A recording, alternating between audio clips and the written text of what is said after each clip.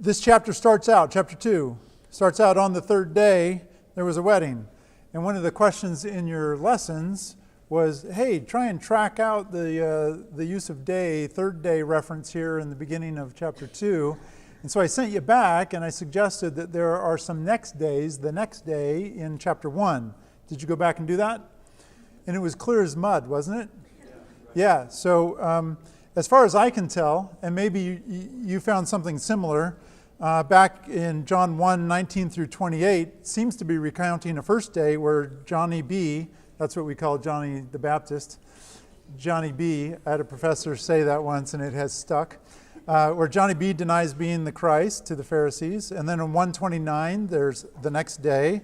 This is where the first Behold the Lamb is stated, and there's some baptism talk about when Jesus was baptized. And then in 135, there's the next day, where the second Behold the Lamb, right?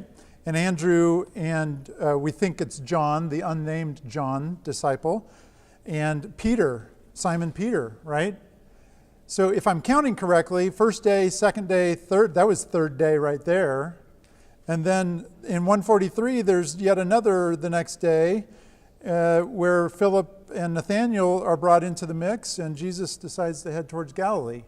That seems to me to be day 4. And then we turn the page to chapter 2 and all of a sudden on the third day. So what does it mean? And I'm going to tell you, I don't know. I really don't. But there's a few options I will tell you about that I have read. So some people think the third day is a reference to Monday night / Tuesday. Remember, Jewish days were reckoned starting at sundown.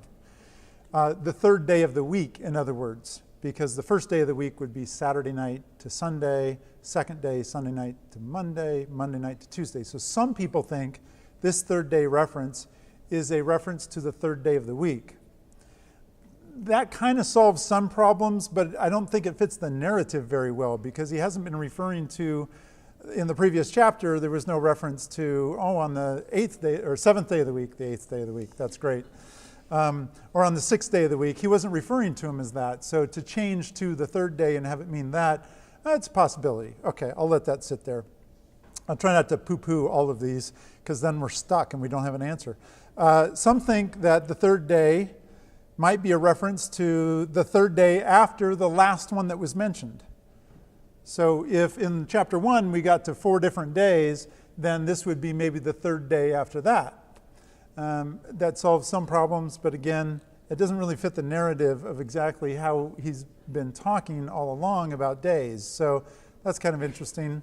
Seems to me he could have said the third day after the last one that we talked about, but that's probably too wordy. Okay. What else do we have options for? Some people think, this would be me, but this is an uneducated me. I haven't spent a lot of time with this. Some people think that the wedding started on the third day. And the days that we reckoned back in for chapter 1, the third day of those days is when the wedding started.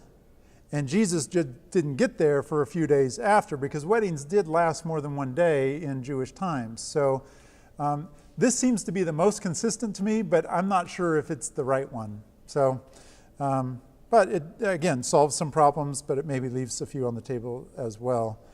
All that said, the text is not entirely conclusive. So either one of 3 things. Either we're supposed to trigger it back to chapter 1, like I did in that last example, or there's some cultural reference there that we're not aware of, that they were, that went without being said, and now that it didn't go with being said, that we're just out to lunch. Or some people say that the author's being vague on purpose. And I guess that's a possibility. It doesn't seem like that's what he was doing in chapter 1, though. So, but again, all of these are on the table. I've got some dice in my back pocket, and you can roll the dice and pick which one you want. Except that would be a form of gambling, and we don't encourage that here at this church at all. Okay. What is clear on this, beginning of chapter 2, is that this is a third day reference. I mean, the fact is, the third day is there.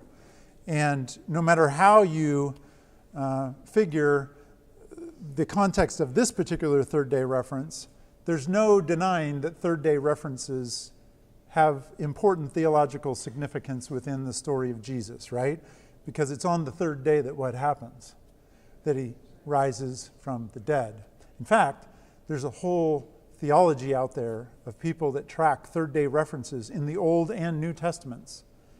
And they go, and there's actually a New Testament passage in Luke chapter 24 where Jesus is talking to a group of people and he says, you should have known that, this is after his resurrection. He said, you should have known that this was going on. I told you about it, plus the scriptures. And Jesus took them back into the scriptures, it says. Well, what scriptures would Jesus have been taking them back into?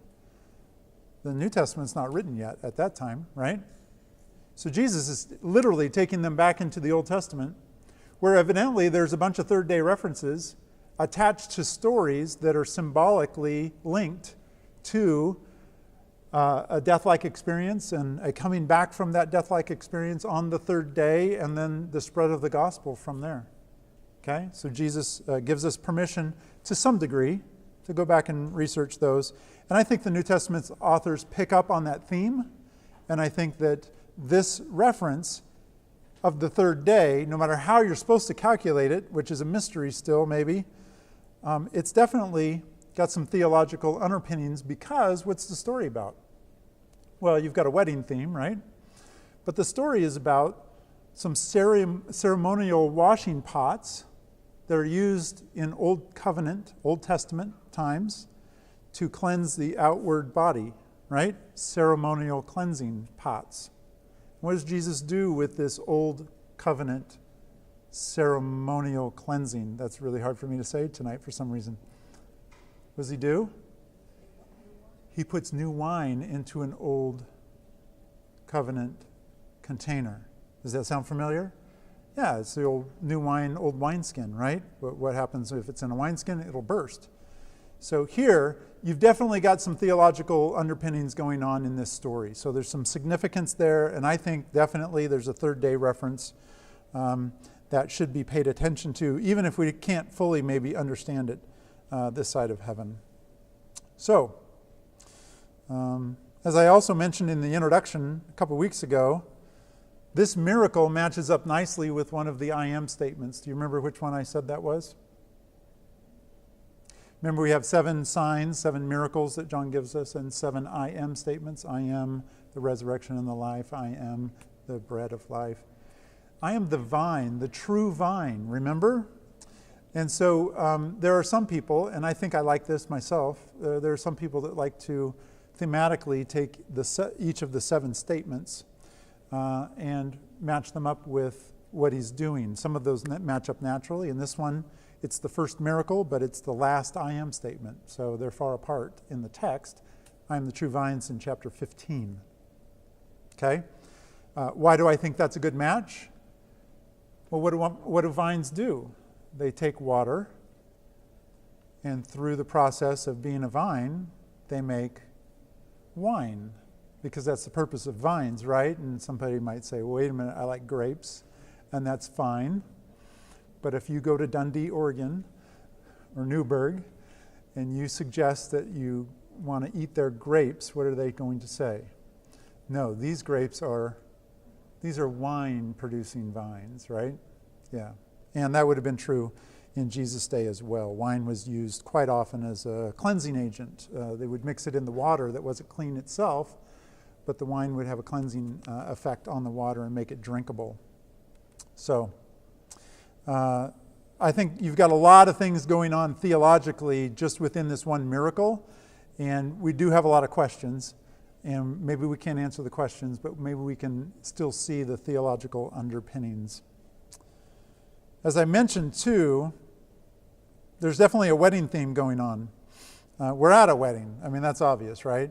But what I haven't really shared with you, I'm going to share more in chapter 3, and again in chapter 4. I'm going to be sharing with you that in the beginning chapters of his book, John is carrying on a wedding theme, unbeknownst to you, maybe, unless you've heard me try and propose it before.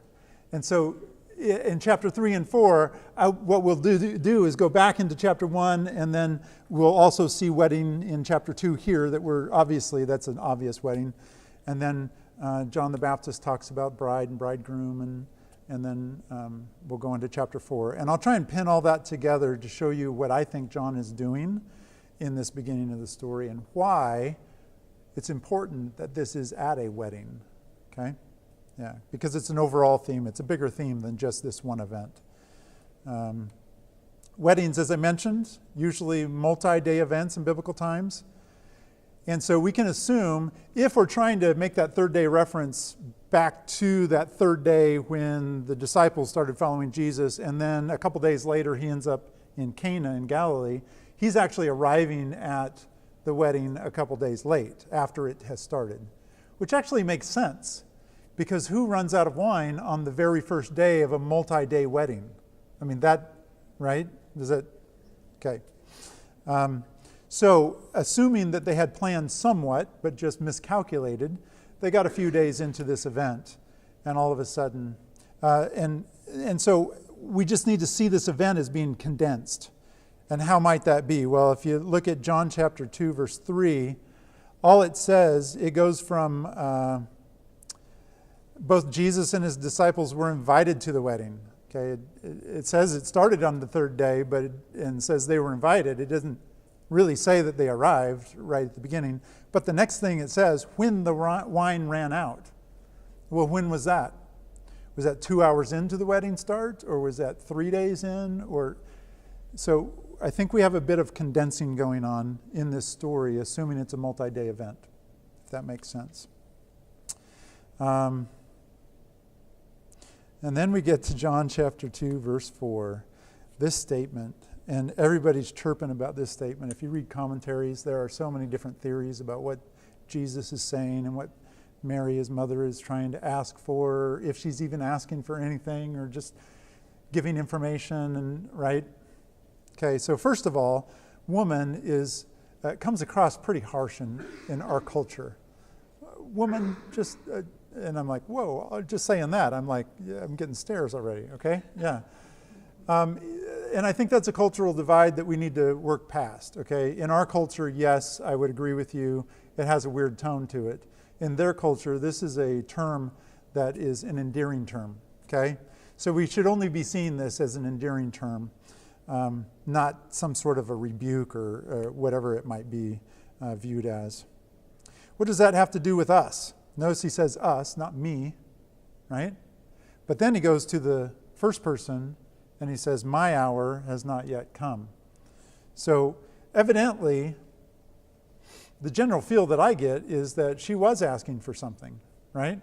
She wasn't just giving information. She was kind of saying, hey, maybe this is a time when you could do something, maybe big, maybe let people know who you are, because she already knows, right? How does she know?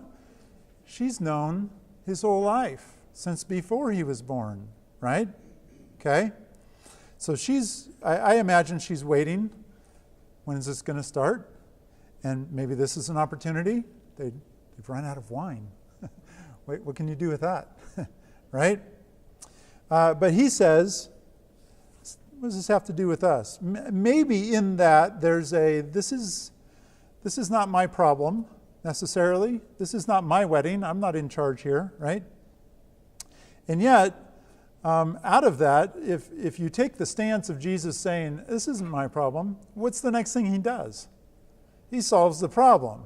So again, you've got to read some of these things, and you kind of have to read between the lines and flow with the story a little bit to get maybe the underlying meaning of what's going on. But I'm going to focus more, instead of on maybe a comment that he's making to his mom, back to his mom.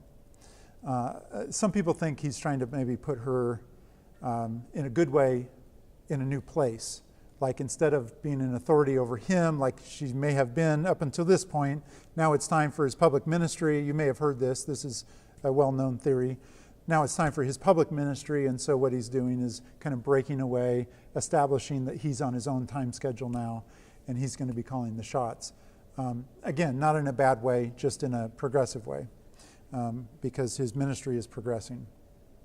But it's this hour, my hour has not yet come, that I think you probably recognize that is used later in the book. If you've read John at all, you recognize, oh yeah, there's something about time or hour. I think I've heard a lot about that. It's actually a theme.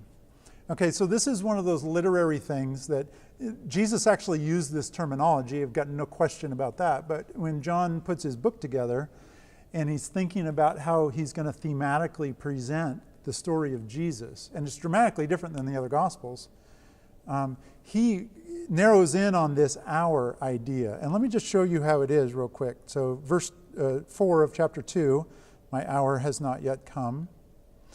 And then in chapter 7, verse 2, it's the Feast of Booths, and his brothers are there, and they're saying, you should go up to the feast and proclaim yourself to everybody. It's time, right? I mean, we know what Mom has been saying about you your whole life, our whole lives, right? You can hear him, right? Okay. But look what Jesus says, verse 6 in chapter 7. So Jesus said to them, my time is not yet here. Sounds familiar, right? But it's not hour, it's what? Time. Well, don't get caught up on that. I'll fix that for you. But your time is always opportune. You brothers, you'd think you can just do this in any schedule, but there's actually a schedule, because my time has not yet fully come. But then his brothers go up to the feast in chapter 7, and then what does Jesus do? He goes right up to the feast. Does that sound familiar? It's almost like what we're in at the wedding, right? Hey, maybe you could do something kind of big and showy. And he goes, no, it's not time. And then he does it, right? But maybe in a way that not everybody knows. Okay, so maybe that's part of it. He did go up to the temple. And if you travel all the way down to 8:20. After he went up, he started dialoguing with some people there, and then it says he taught in the temple, and no one seized him. And see why? Because his hour. This is the conclusion of that statement he made to his brothers, my time is not yet, right? It's that his hour had not yet come. That's why they weren't able to seize him in that scenario. So the time turns into his hour. And the theme, it's sort of like, imagine a clock ticking towards the hour. And all this first half of John's book, there's a building anticipation because there's miracles happening, there's big events going on, and yet you know that there's another hour. There's something else coming.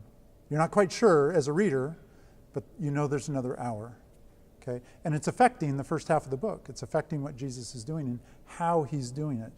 So, where else does it pop up? John 12. The hour has come. Oh, so here we are in John 12, which in a book that's 21 chapters, we're at about the midway point. I mean, plus or minus. Thematically, we are at the midway point, okay?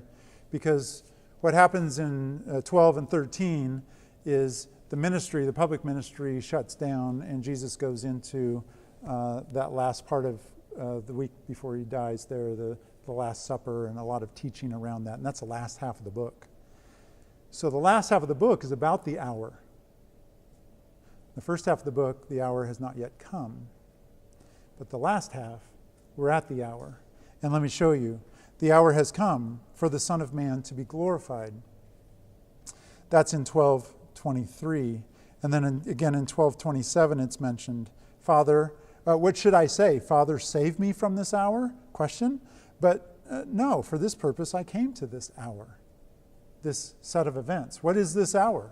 Well, we might want to say it's his death, because that's a cup he doesn't want to drink, right? I mean, that terminology is used.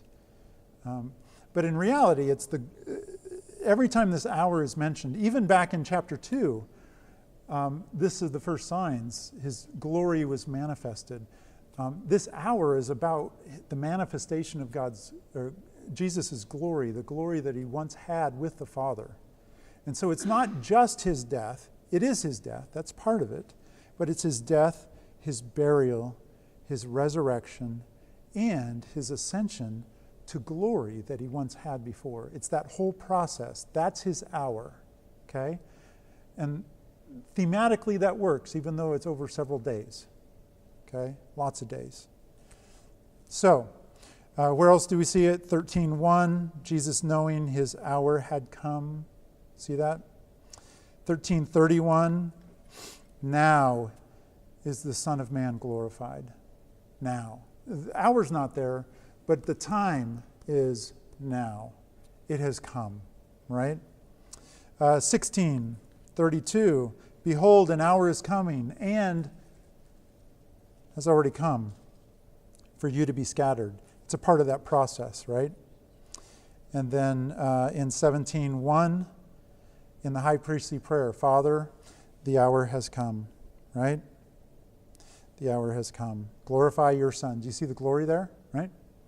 This process of the hour involves death, burial, resurrection, and glory, the glory. So, this is, I think, an important theme. The first 12 chapters, the hour has not yet come, and Jesus is calculating his movements and the way his ministry is going because he knows the hour is coming. And you as a reader are supposed to be triggered by those words. You're supposed to be intrigued. What is it that's coming? What does this hour have that is causing Jesus to be hesitant in some ways in the way he goes about his ministry? Okay? I've put here in my notes, see if I can say this correctly, it splits the gospel down the middle both literally and literarily. Practice that 3 times this afternoon. Here in John 2:4, though, Jesus mentions his hour to his mother, and his mother evidently understands what he's talking about. I imagine that as Jesus is growing up, they have lots of discussions back and forth. Joseph, father, seems to be off the scene at this point, presumably has died sometime between when he was 12 and now. And I presume that he's pretty close with his mother and that he's talking with her. And so this comment that she says about wine, I don't know that she's asking him to do anything that they maybe haven't talked about before, but maybe she's got more of a kingdom view than a crucifixion view. Maybe his brothers in chapter 7 have more of a kingdom view. Hey, it's time to go show yourself. Take up your throne. Receive the glory that you've been, right? And I think Jesus, knowing that his hour involved more than just the kingdom view, it involved everything that led up to the kingdom view. And the timing was crucial, right? Can't do it too fast. He's on a time schedule. All right, we'll take a look at that more closely as we get into the last half of John as well. Let's go down to the cleansing of the temple, okay? That's in the second half of the second chapter. And again, we have some big questions coming out of this chapter in general. We've got the third day reference. We've got what's Jesus saying to his mom. We've got all kinds of questions that we don't quite maybe have all the specific answers that we want. And one comes out of this story of the cleansing of the temple. The other Gospels, the Synoptic Gospels, the other 3, all have a cleansing of the temple too. But where do they put it? They put it at the end. Is this the end for you? I keep forgetting. This is the end for me. I'll just do it backwards, hope it's right. They put it at the end, right? Jesus enters Jerusalem on the last week of his life. He's riding a donkey. He gets hailed as king. And what's the next thing he does? He goes up to the temple and he cleanses the temple, which seems like it would be something that would stir up the institution a little bit, right? Maybe appropriate at that time. But here, John puts it at the beginning. None of these synoptic gospels have 2 cleansings. They only have 1, and they all put it at the end. John only has 1 cleansing. He doesn't have one at the end. He puts it at the beginning. So what's the question? Are there 2 temple cleansings, or is there only one? And it kind of depends. The answer to that, the way you would answer that, kind of depends on some rules that you've established, maybe you didn't even know this, about how you read the Bible. Let me explain just a little bit. Some people think that to be an accurate account of the events, and in turn a trustworthy document, this story of Jesus, that the events need to be presented accurately in a chronological manner. Does that make sense? So the people that hold this view, maybe many of you, would look at these 2 circumstances, the synoptics that have the cleansing at the end and John puts it at the beginning, and because we hold such a high regard to chronology of the story for accuracy and trustworthiness, we come to the conclusion what? There must be 2 cleansings. John is just telling of one, and the other synoptics tell of the other one, right? Okay, so that's one group of people. That's a large group of evangelical Christians, okay? So other people think that the biblical authors weren't necessarily tasked with the job of telling the correct chronology of all of the events. What do I mean by that? Well, there's a growing group of scholars that think that theme might play a higher role than chronology when putting together the story of Jesus. For those of you that were with us in the book of Matthew study, we suggested that Matthew, the author, was trying to present Jesus as the new Moses, and in so doing, he conglomerates all of Jesus' teachings into how many different teachings? There were 5 different teachings, right? Very clear.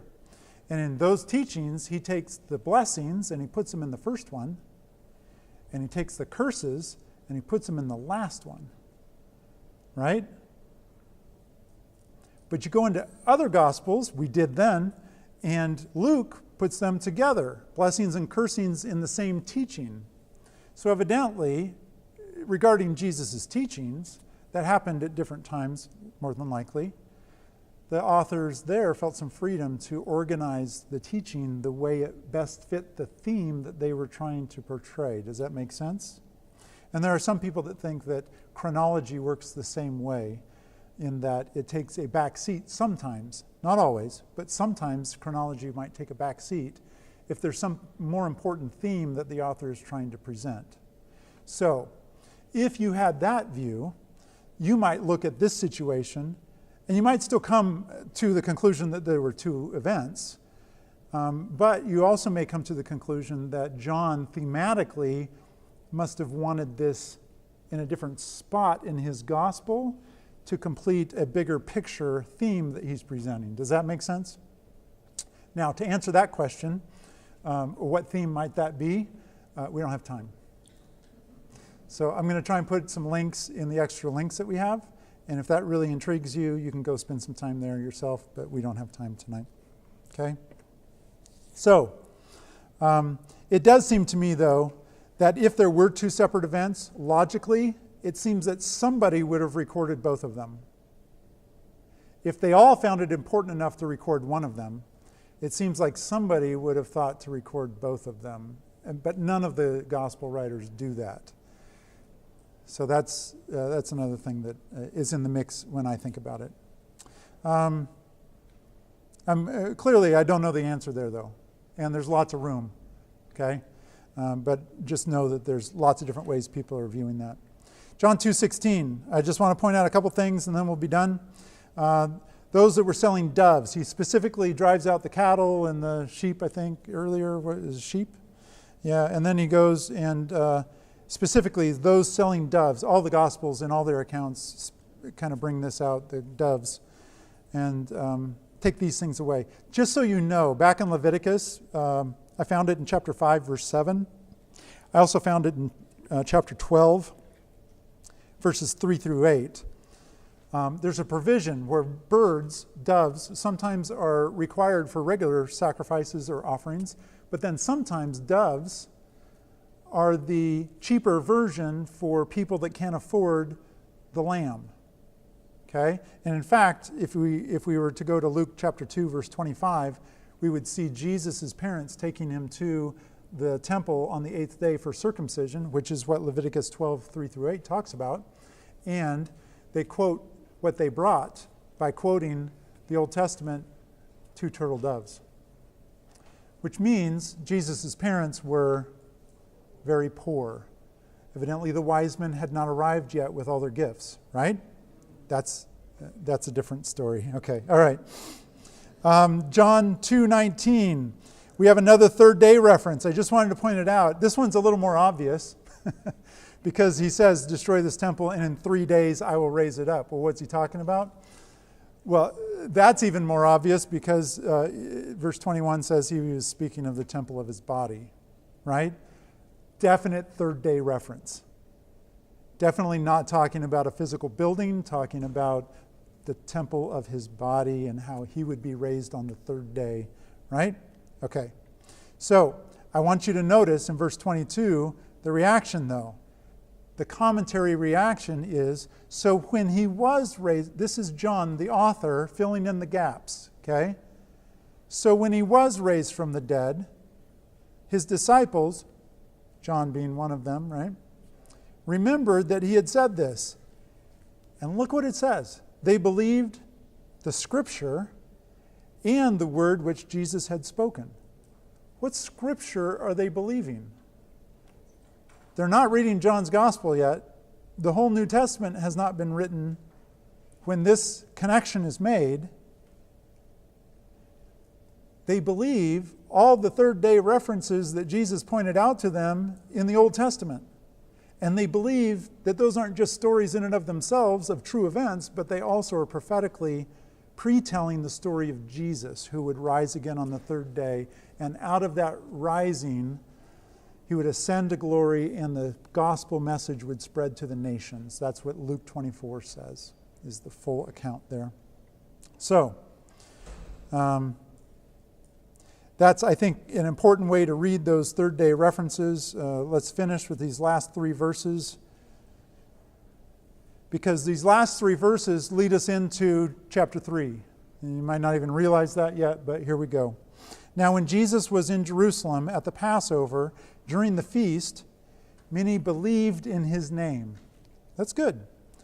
And they observed his signs, which he was doing. So there's more signs going on. We know that from the other Gospels, that John is not accounting for. He's only got 7, right? But he's doing more signs at this feast, and people see that, and they come to believe in him. But look what verse 24 says. But Jesus, on his part, and my version says, was not entrusting himself to them. You need to know that's a translational choice. The word for entrusting there is the exact same word in the previous verse when it says many believed in him. So how could this read? Well, a literal translation would be many believed in his name, but on his part, he was not believing in them. Does that make sense? Well, why? Well, number one, they're not God, so that's easy, right? He is believable, worthy. That's not I'm making up stuff now. He is worthy of your faith, right? But for some reason, these men are not worthy of faith. He knew all men. That's why he's not believing in them. Well, what is it in man? And these last 2 versions of men are anthropos. It's human, right? So it's not. He's just not picking on the weaker sex here. He's actually talking about all of us. He's not entrusting himself to humankind because he knows what humankind is like. And how are we? We're not trustworthy. We're not worthy of putting faith in the same way Jesus is, right? If you go back into the Old Testament, The relationship between God and his people is considered like a marriage, right? And the husband's faithful. And what's the wife doing? She's out whoring herself. Yeah, that's right, I said it. Having adultery, right? And that's from a spiritual standpoint. We're in a covenant relationship with this one God through faith. And when we go seek solace somewhere else in other gods, that's the equivalent of adultery within a marriage, right? So we have a trustworthy husband in this event. And as we go through the rest of especially the next 2 chapters, we will see that marriage theme play out and how Jesus, and even God in the Old Testament that I will bring out is the husband that is trustworthy. And it's we, humankind, that is not trustworthy. So please don't trust us. If there's ever any doubt, just watch the news. Right? We are not a trustworthy people. We're speaking of spiritual things. But he is. Chapter 3 starts, now there was a man. And it ties back to this idea that Jesus knows what's in all men. Because there was a man. And let me tell you a story. So that's what's coming in chapter 3. Let's close out tonight with a word of prayer. It's a good word tonight. Dear God, thanks even for this just last little bit. Thank you for being trustworthy. Thanks for being consistent when we are not. And thanks for giving us a way out of the situation we're in. Thanks for being lifted up to your glory and going to your hour and through your hour. Help us through ours. In Jesus' name, amen.